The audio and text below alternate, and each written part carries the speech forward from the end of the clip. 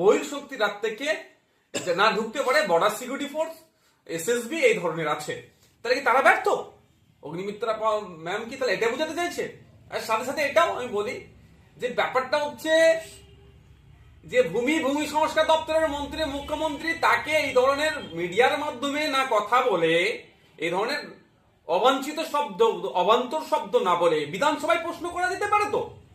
শুধু media hype তোলার জন্য, মিডিয়া ফুটেজে, মিডিয়াতে ভেসে থাকার জন্য এগুলো ল্যান্ড জিহাদ করা হচ্ছে।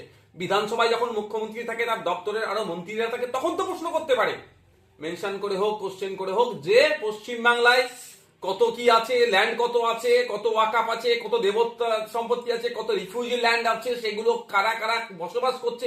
এবং এই আমলে পশ্চিমবাংলার সরকার যেটা চলছে, বর্তমানে তৃণমূলের পরিচালিত সরকার চলছে, এই আমলে কতজনকে পাট্টা দেওয়া হচ্ছে এবং স্পেসিফিক পাট্টা কোন জাতের মানুষ কত পেয়েছে, কোন বর্ণের মানুষ